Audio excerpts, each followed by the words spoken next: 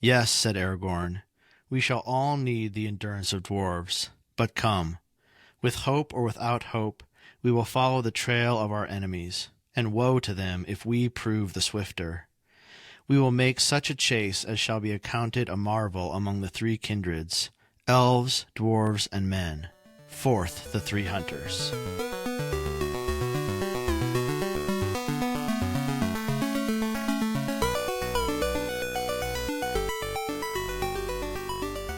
Welcome to the Wayward Wizards podcast. Today we are reading Book 3, Chapter 1, being the first chapter of the second volume of The Lord of the Rings, The Two Towers. My name is Zach. And my name is Logan. Logan, welcome back. It's good to be back. After our little 4-week hiatus. It's nice to have a rest, but I really missed... I really My missed friend. our special time. Our special time together, Zach.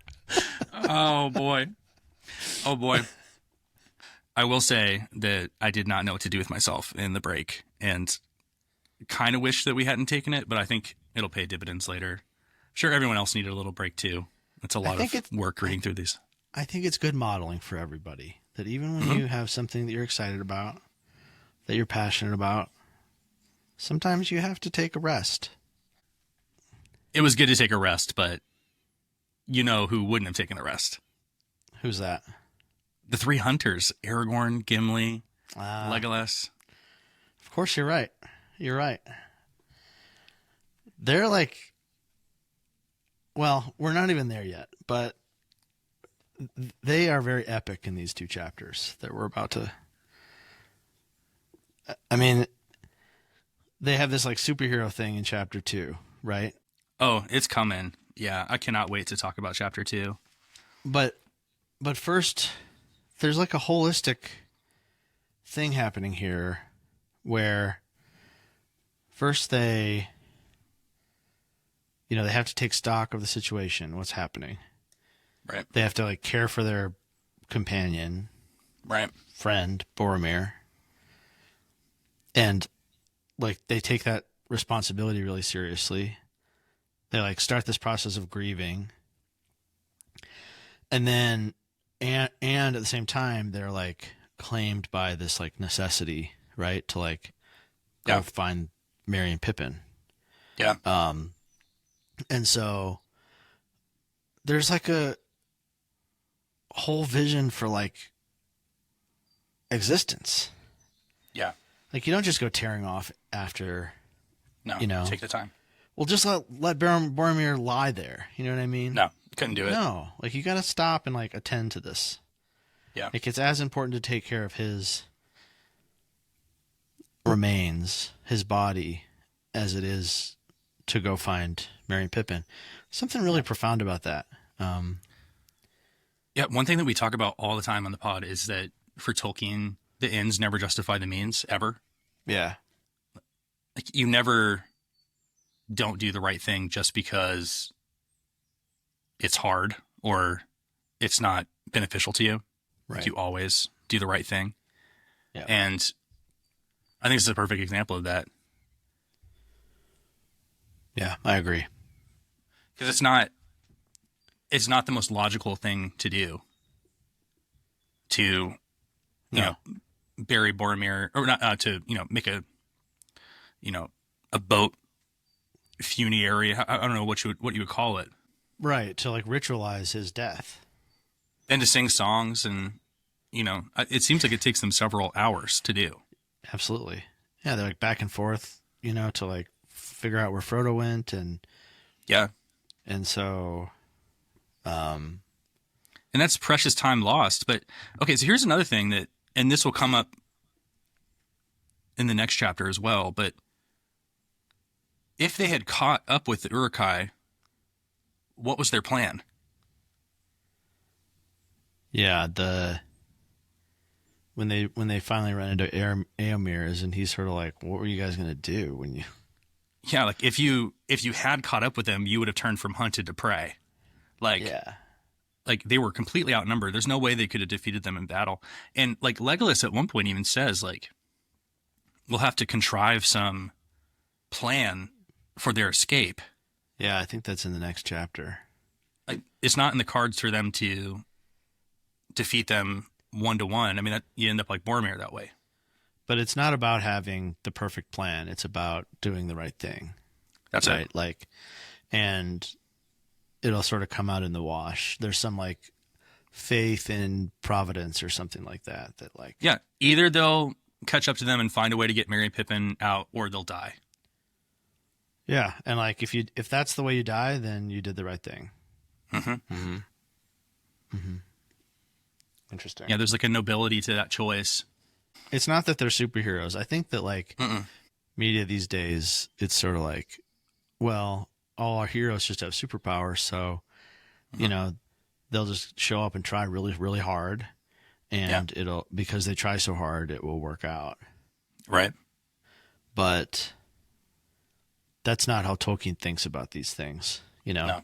Like if 3 guys show up against 20 orcs, they're going to get killed. Yeah.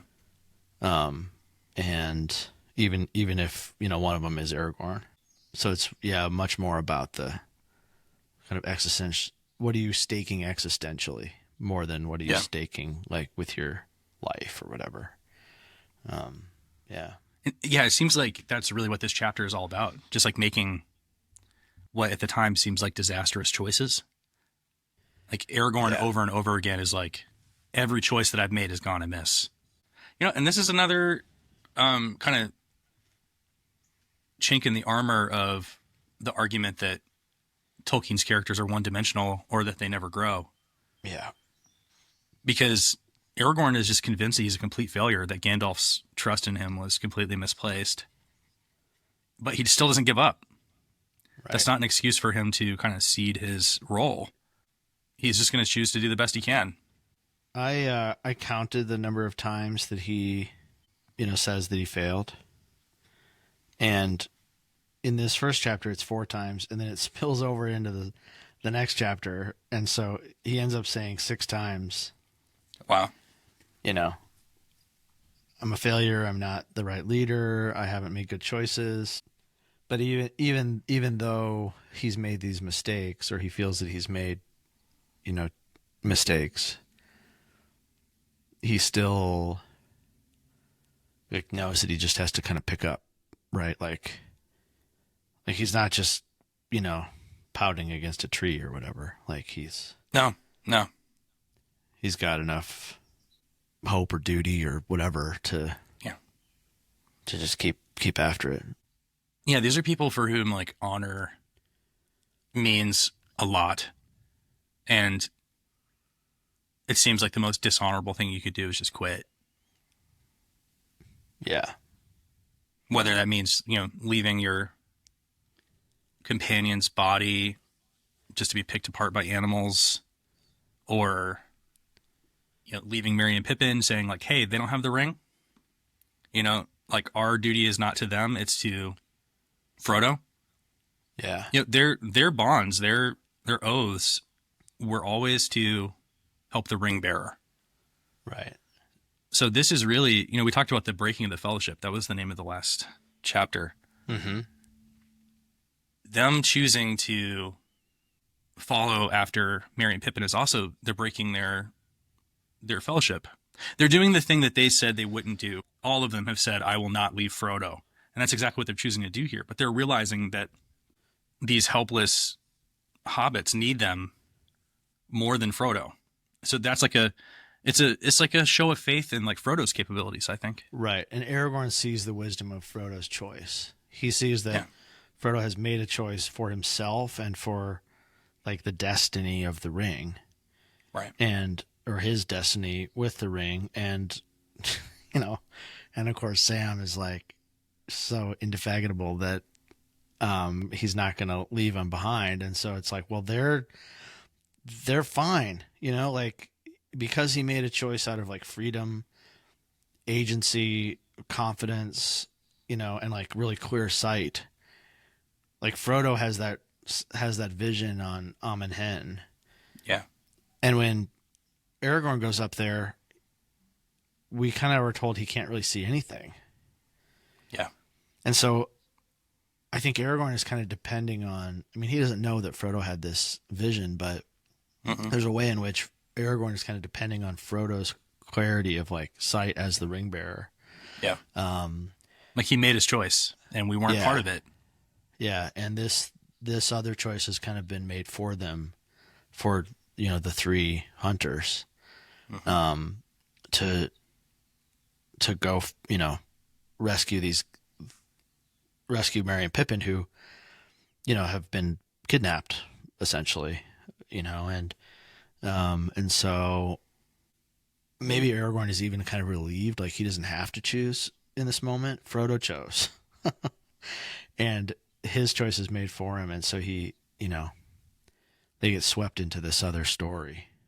I don't know, this is probably too much of an aside, but I love that, like, here we get kind of a piece of the fantasy, something the fantasy genre will kind of pick up, where, even if you start with a company, it starts to like fracture, and then you have like multiple stories happening, right?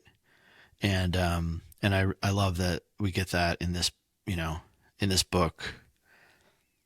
Suddenly we have two streams, and then that even gets even more complicated later on. And the fact that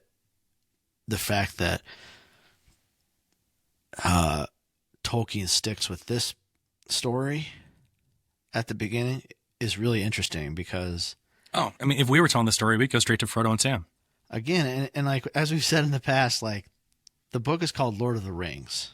It's about this ring.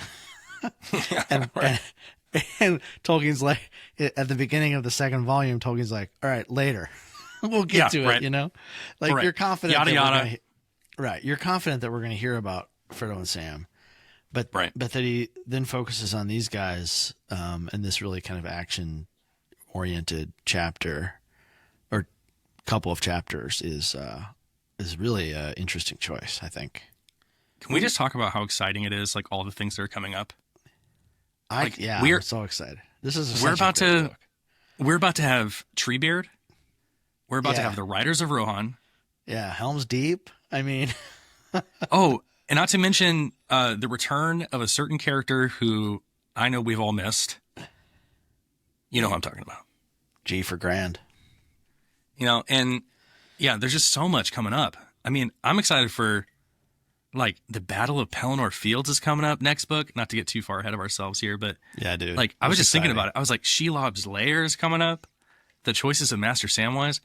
We're about to meet Gollum in this book. I was just thinking that this morning, that, gosh, we haven't even really, we've only seen like glimpses of him, and we finally get to like hear him and start to get to know him. All sides of him.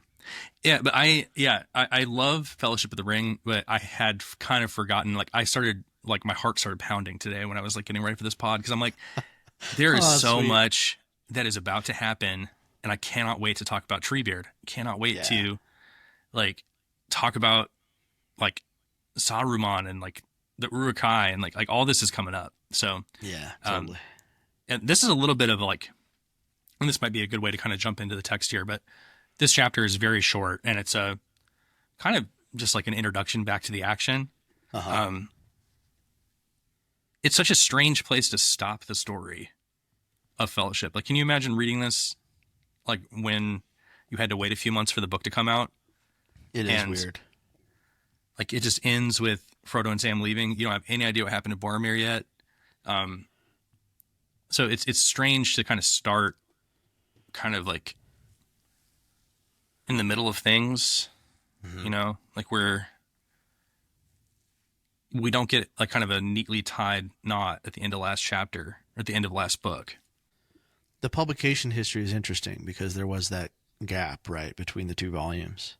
It was a short gap by today's standards. I mean, it's not, we're waiting 13 years for, Dream of Spring to come out. It's not nothing like that. I mean, it's just several months. But I still think, there's a way in which, like, this book predates it's not a product. You know what I mean? It's not, publishing was different enough then that it's not like he was on some kind of like content schedule or something. He really, as we know, thought of Lord of the Rings as one book in 3 Absolutely. volumes. Absolutely. And or one work in 6 books or whatever. And so to end where he did is a little less strange. And it really picks up, I mean, the first sentence of this chapter is Aragorn sped on up the hill. So we pick up where Sam left Aragorn.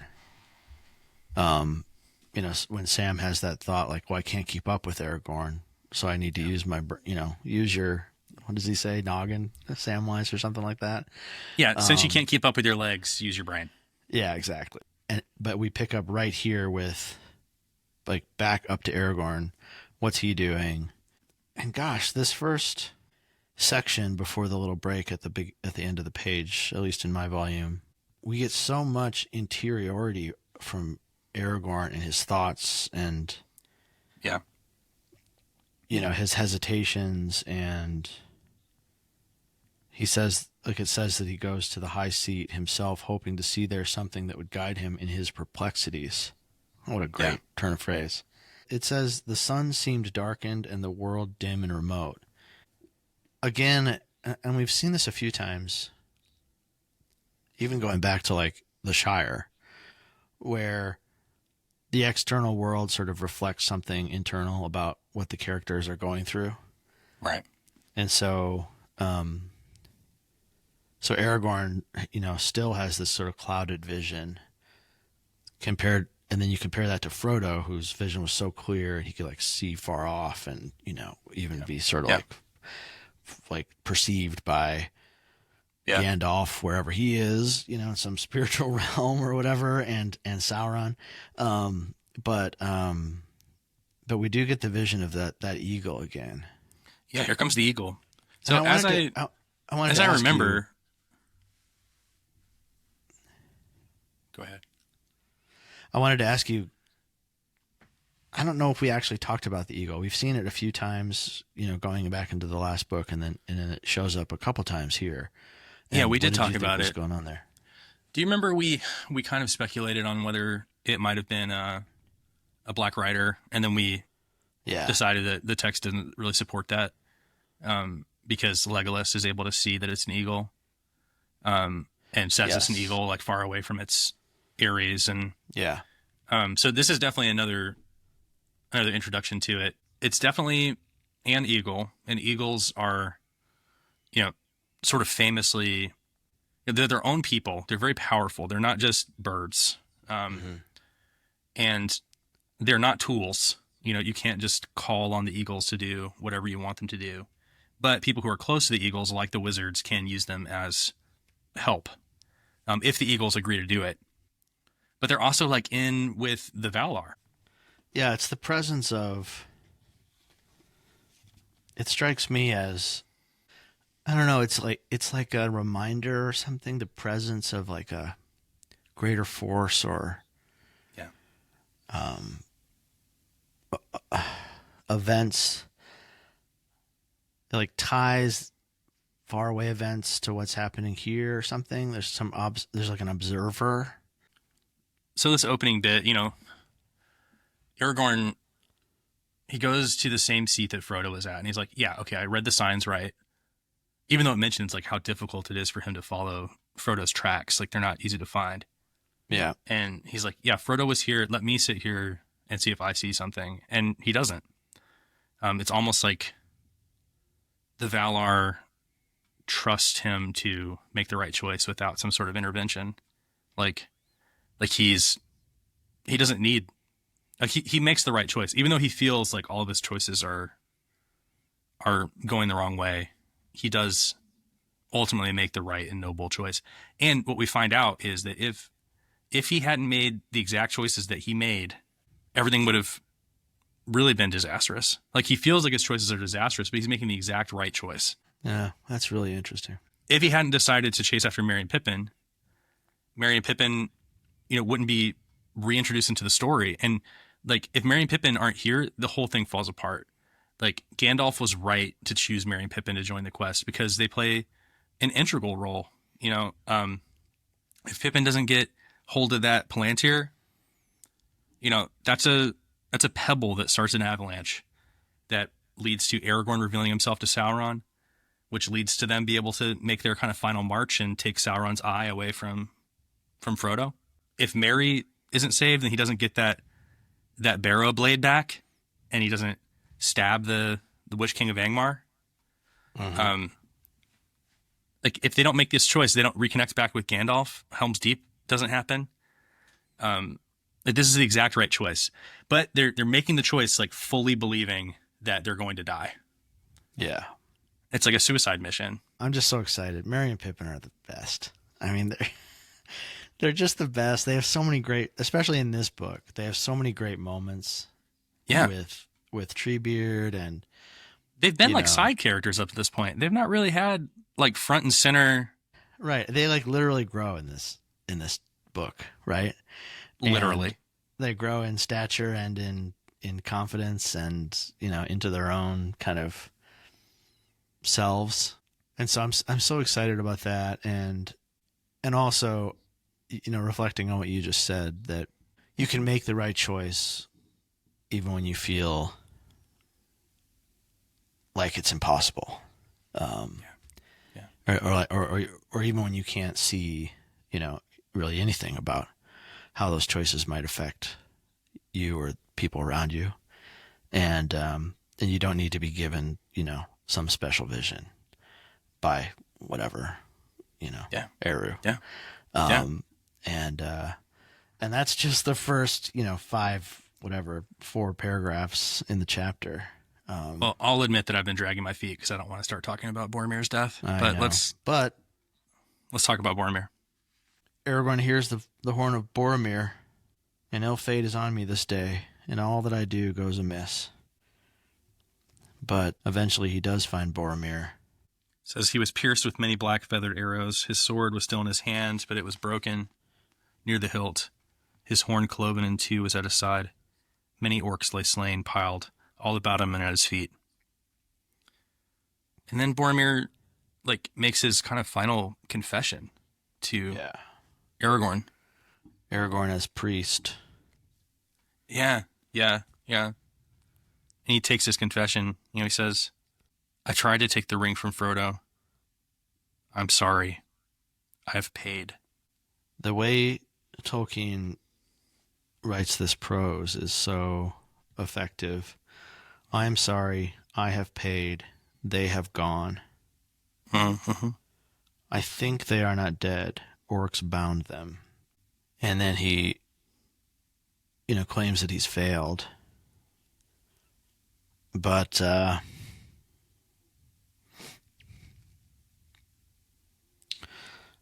Aragorn says no. And he kisses him. You have conquered. Few have gained such a victory. So this is repentance, sacrifice, self-sacrifice. Yeah. And Aragorn, gives him what's the word? Absolution? Absolution, yeah. Be at peace. Yeah. And it's almost like a word of assurance. Boromir dies with a smile on his face. Boromir smiled, and then Aragorn keeps trying to talk to him, but Boromir doesn't speak again. So somehow Boromir is able to accept, what Aragorn gives him. Yeah. And such a tender moment. Especially since, given the kind of the violence that Boromir showed in the last chapter, we both talked about just how unsettling it is to hear Boromir say, I'm stronger than you. Yeah. You can say that I overpowered you because I can. Mm-hmm.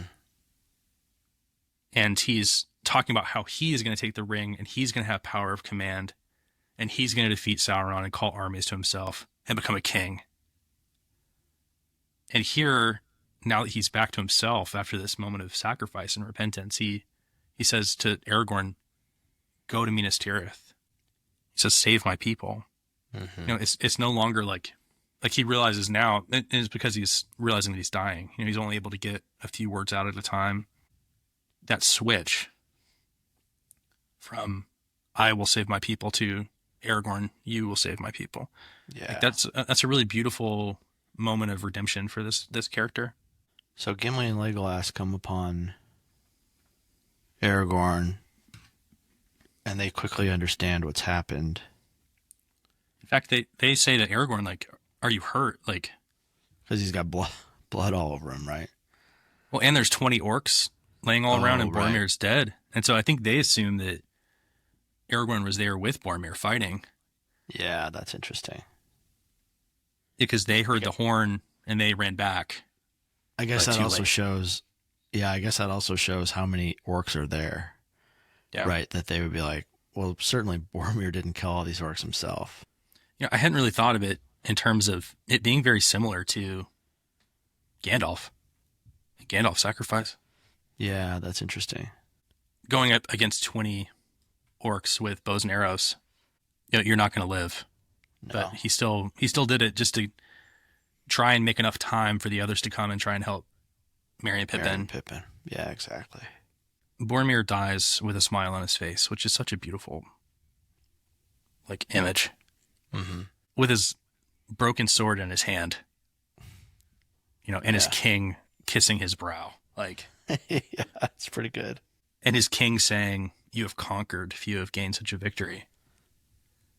Yeah, you know, having unburdened himself from this sin that he committed, this breaking of his oath, and Aragorn says, like, were Sam and Frodo with them? But it's too late. Mm-hmm. And so he says, "Alas, thus passes the heir of Denethor, Lord of the Tower of the Guard. This is a bitter end. Now the company is all in ruin. It is I that have failed. Vain was Gandalf's trust in me. What shall I do now?" This is rock bottom for Aragorn. Yep. And he doesn't know what's happened to Sam and Frodo. And so the others ask him, like, "Hey, what happened?" He's like, "I don't know yet." He says, "We do not know whether the ring bearer is with them or not. Are we to abandon him? Must we not seek him first? An evil choice is now before us." And so they have to decide what to do with Boromir's body. Legolas is like, "Look, we have to make a choice." Right. I love that Legolas says, "Then let us do first what we must do." So then they discuss, you know, what to do with Boromir's body, as we talked about already a little bit. You know, Gimli says, like, we can't build like a cairn here. We need to, like, figure out a way to do this in a way that makes sense for the time. And a cairn is like a pile of stones, right? Yeah. And so imagine how long that would take. Yeah. It's like, we're going to, like, you know, bring stones from the river or whatever. But that line, you know, let us do first what we must do. Yeah. It's not prescribed what they must do, but they have to do something and they have to choose quickly. So Aragorn makes the decision. He's like, "Let us lay him in a boat with his weapons and the weapons of his vanquished foes. We will send him to the falls of Rauros and give him to Anduin. The river of Gondor will take care at least that no evil creature dishonors his bones." They search the bodies of the orcs. They gather their swords and shields and helms, and they put them in a heap. And Aragorn says, "Here we find tokens." He picked out from the pile of grim weapons 2 knives, leaf-bladed, damasked in gold and red. And searching further, he found also the sheaths, black, set with small red gems. No orc tools, these. This is the work of Westerness, wound about with spells for the bane of Mordor. Well now, if they still live, our friends are weaponless. I will take these things, hoping against hope, to give them back. And so it's almost like we get this, like, little wink. It's like, hey, these things are bound with spells against Mordor.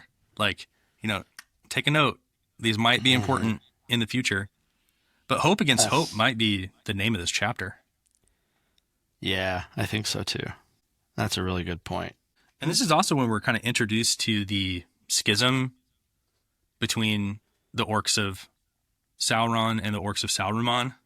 Yeah. They find these strange markings of this white hand. Yeah, a small white hand in the center of a black field upon the shields. And then on the front of their iron helms was set an S rune. So they also have an S on their forehead. Mm-hmm. What an egomaniac. I know. See, but it's interesting because Gimli's like, Aragorn's like, what does this mean? And Gimli's like, well, I mean, this is easy. That's for Sauron, right? Nay, said Legolas, Sauron does not use the elf runes. So, and then Aragorn says, neither does he use his right name nor permit it to be spelt or spoken. And he uses the sign of the red eye. So he realizes S is for Sauron. And, they knew that Sauron was a traitor. I don't think they knew at this point that he was like breeding an army of special orcs that can run in the sunlight. No, they don't know how deep it goes yet. Because it's one thing to just sort of be duplicitous and try to waylay Gandalf, and it's another to like be building an army of breed your own army of like genetically whatever, like spliced orcs, half human, half orcs. Yeah, right. But he's like basically like, yeah, Sauron knows where we are. Like, remember the birds? I mean, so here's the birds coming back again. I mean, right. But they have all these riddles, and Gimli here says something really profound. He says, we don't have any more time. We have to bear Boromir away. And then he says, maybe there is no right choice. And it's just like, we just have to make the best choice that we can. Yeah, right, exactly. Yeah, it comes up again and again in this chapter. But they go to kind of make this like boat funeral, and that's when they find that there's only 2 boats left. And that, it wasn't the orcs that took a boat because they didn't smash everything up. Like all of their packs and stuff are left undisturbed. Uh-huh. And they see that Sam's pack is gone. And the way that they know... It's the heaviest. Oh, Sam. What a good guy. What does Aragorn say? Oh, yeah, here it is. 2 packs are missing, and one is certainly Sam's. It was rather large and heavy. What a sweet boy. He's a good boy. Gimli can't understand. Why would they leave us behind without a word? But Aragorn says it was not just a strange deed, it was a brave deed. And then he realizes that Sam was right. Frodo did not wish to lead any friend to death. His funeral is so beautiful.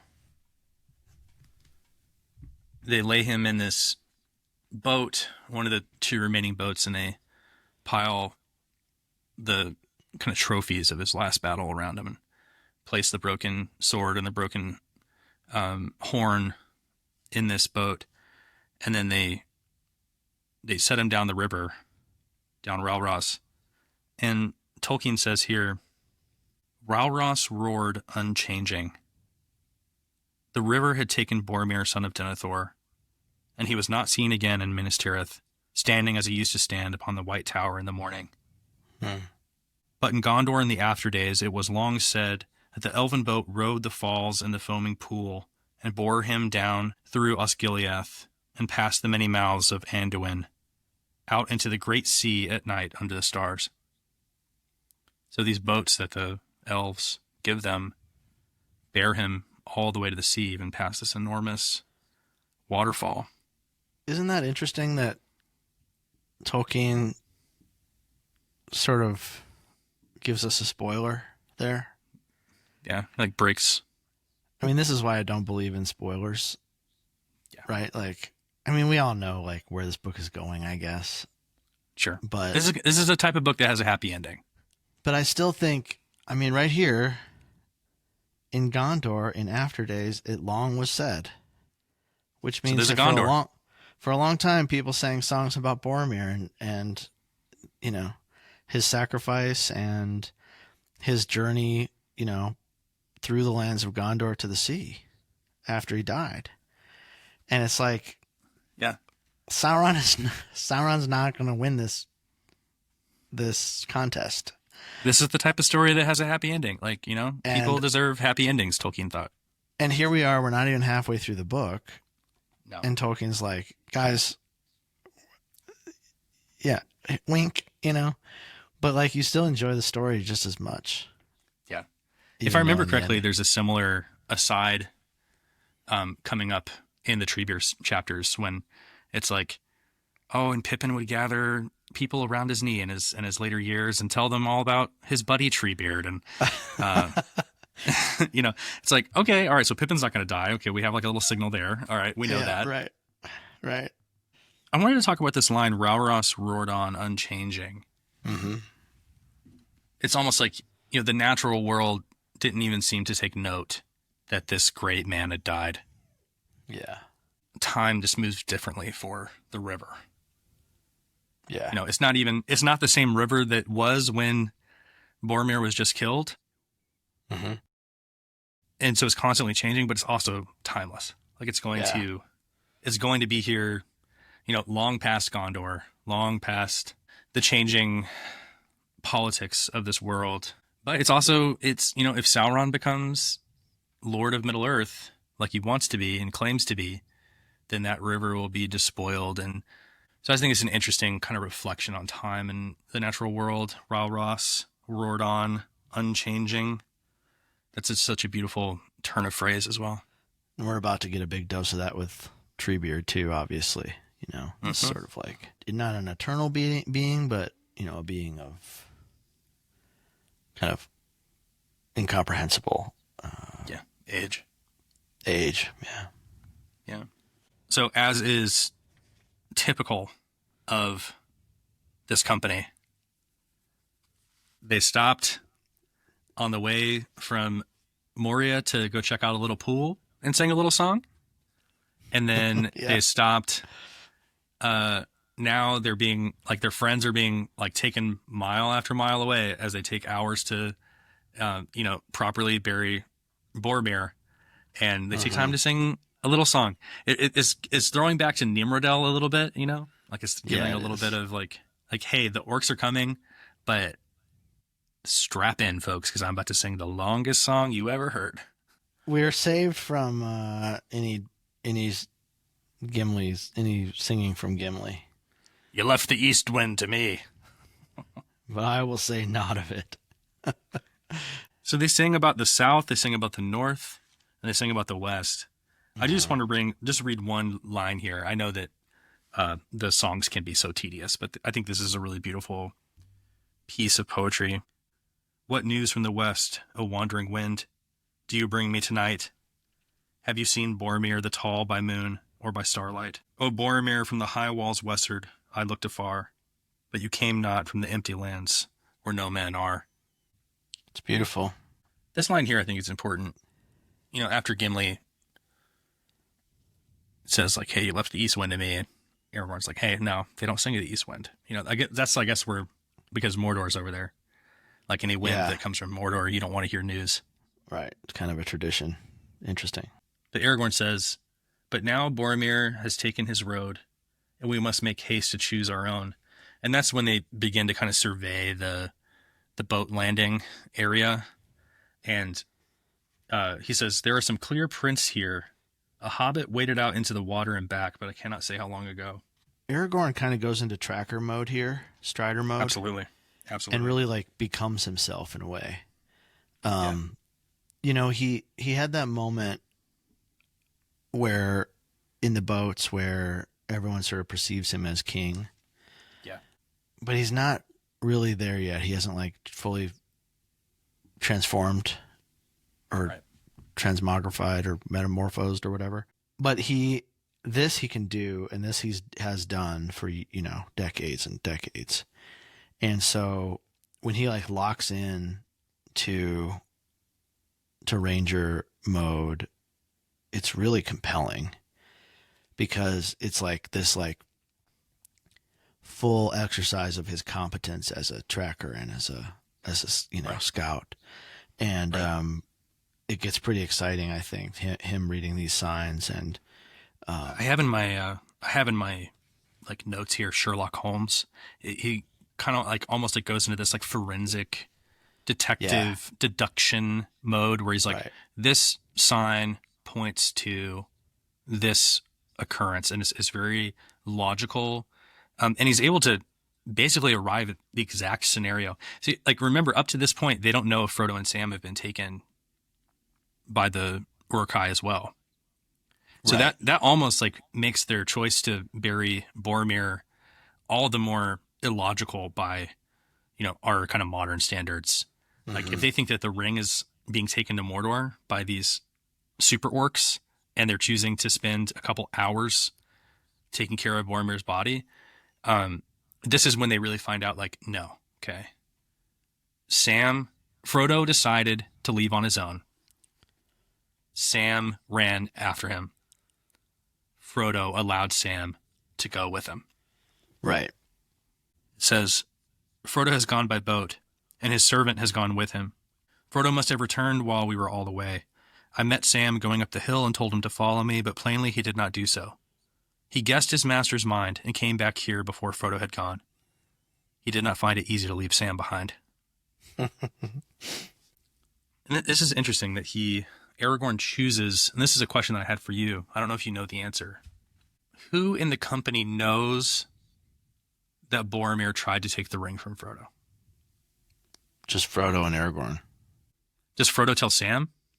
I don't know. I mean, I know it's for sure Frodo and Aragorn. I think it's fascinating that it says the last words of Boromir, Aragorn long kept secret. Aragorn says, something happened after he left us that overcame his fear and doubt. And Legolas responds, like, maybe hunting orcs came on him and he fled. But then Aragorn is like, yeah, he fled, certainly. But I think not from orcs. So he doesn't come out and say, like, Boromir confessed to me on his deathbed that he tried to take the ring from Frodo. I think the fact that Aragorn keeps it secret underlines the, interaction before Boromir dies as a confession. Mm-hmm. Right? Like Aragorn has almost like a priestly responsibility to keep confidence.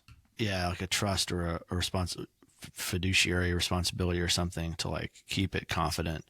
Aragorn is so many things. As like the king, he's sovereign to his people. He's also like the priest to his people. He's the healer of the people. He's the warrior for the people. He's all these things, and he is that for Boromir in this moment. And you wonder who, if anyone, did he tell in the long run? We'll have to kind of take note of that. Like, it's in the book, and Aragorn didn't write the book. Frodo wrote the book. Sam wrote the book. Merry and Pippin helped write the book. Yeah, interesting. So I think like it's kind of like if we're looking at it from like within the story, the kind of like narrative history that Tolkien is laying out, I think it's likely that maybe it's like after the ring is destroyed, like when they sing the songs of like, everything that happened, maybe that's the moment when kind of like all secrets are brought forward and there's no, like the story is told in full. But yeah, I think in this moment, Aragorn chooses to kind of protect Boromir's memory and his reputation with Gimli and Legolas. Kind of wrapping things up here, we come to the choice. So as I see it, now they have to decide, do we follow our oath to help Frodo by chasing after him and Sam? And, I think that they could catch up to Frodo and Sam pretty easily. They have another boat. They have another boat. They could cross over to the other way. Aragorn can pick up their tracks. And, if Gollum can catch them, Aragorn could catch them. Their other choice is to sort of like vainly run after these orcs who have hours of a head start, to try and catch up with them and try in some way to contrive a plan to let Merry and Pippin escape, or to fight them and, all five of them die. And they choose that sort of suicidal choice of running after Merry and Pippin. Gimli says, our choice then is either to take the remaining boat and follow Frodo, or else to follow the orcs on foot. There's little hope either way. We have already lost precious hours. And Aragorn responds, and now may I make a right choice and change the evil fate of this unhappy day. I will follow the orcs. I would have guided Frodo to Mordor and gone with him to the end, but if I seek him now in the wilderness, I must abandon the captives to torment and death. My heart speaks clearly at last. The fate of the bearer is in my hands no longer. The company has played its part. Yet we that remain cannot forsake our companions while we have strength left. Come, we will go now. Leave all that can be spared behind. We will press on by day and dark. After several chapters worth of uncertainty, he finally feels certain in a choice. There's some freedom in that, Absolutely. and it's a real act of trust, faith, confidence in Frodo and Sam in this moment. Absolutely. That these guys can fend for themselves in a way that's kind of unexpected, right, for hobbits, or that most people wouldn't expect from hobbits. Sauron sure wouldn't expect it. Saruman wouldn't expect it. Yeah, absolutely. And so, but that's the genius of Gandalf in a way, and I think that plays throughout the entire book. And Aragorn has so much confidence in Gandalf's wisdom that I think in this moment it makes a lot of sense, given that Frodo and Sam are free and Merry and Pippin are not, to follow after Merry and Pippin and to find them. But even that quest ends up being different than they expect, right? Yeah, absolutely. After they choose, the action is really decisive. I wanted to ask you this question. I know this is kind of a serious moment, but maybe just to break the tension a little bit. Yeah. So it says here, they drew up the last boat and carried it to the trees. They laid beneath it such of their goods as they did not need and could not carry away. Then they left Parthgalen. Is Gimli leaving that book behind? Or is he keeping that book in his backpack? Let me look at the text again real quick here. Such of their goods as they did not need and could not carry away. So he doesn't need that book. So you would leave it. But he could carry it away. Yes, he could. I guess it depends how much other stuff he has in his own pack, I mean, I'm assuming this is a pretty big book, but it's not like it's made in of my rocks. mind, so part of me wants to believe that Gimli just carries this enormous book, like all the way to like the last battle in front of the gates of Mordor. Like, I just want to believe he has it with him at Helm's Deep, that he has it with him like in the Paths of the Dead. I want to believe it. But I've been on a lot of hikes, okay? Yeah, I know. And I have left lots of things on the side of the trail because I was like, why the heck did I think that I was going to have time to read a book? Or why the heck did I think that I would want to change of pants? Like, any weight you're shedding after a long hike like this. But you're not a dwarf. And no, I'm not. I think dwarves are the kind of people who, when they come across lore from their, from their ancestors and the heroes of their world, they hang on to it. So I do want to believe, I believe that he has it with him. Especially if your theory that he keeps the Lady Galadriel's hairs in the in the leaves of the book, then I mean he's definitely taking those 3 hairs with him anywhere he goes. Yeah, absolutely. Little freak, sniffing them at night before he goes to bed. Yeah, I want to believe that he keeps the book with him, and I kind of love the image, of Gimli at the Battle of Pelennor Fields with an axe in one hand and a book in the other. Mm-hmm. Or it's like strapped across his chest or something like that. Like, that would be so at the bottom of his pack, man. Yeah, I think it's cool if he has it with him. Okay, with that aside, behind us, they start following after the trail of the orcs who hack and slash everywhere they go, trampling everything with their hated feet. And they go swiftly, and they do not tire. But Gimli's like, dwarves too can go swiftly, and they do not tire sooner than orcs. But it will be a long chase. They have a long start. And that's where we get to the selection that we began our reading with today. Epic. We will make such a chase as shall be accounted a marvel among the three kindreds, elves, dwarves, and men. Forth, the three hunters, and then like a deer, he springs away. Gray shadows in a stony land. Awesome. Epic. Amazing. Great chapter, short chapter. Yep. And we are back, baby. We're back. Wah, wah, wah, wah. Fatty Bulger. Fatty Bulger, baby. Boop, boop, boop, boop. Thank you so much for reading along with us as we read The Departure of Boromir. Be sure and join us next week when we read Book 3, Chapter 2, The Riders of Rohan. I am pumped. This chapter is so cool. I'm so excited.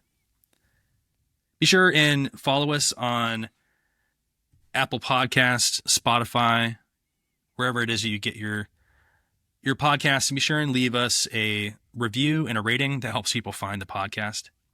If you'd like more information, you can always go to waywardwizards.com. And if you have something you'd like to say to us, you can email us at info@waywardwizards.com. Be sure and follow us on YouTube and share the podcast with Lord of the Rings fan in your life. But until next week, remember, with hope or without hope, we follow the trail of our enemies, and woe to them if we prove the swifter.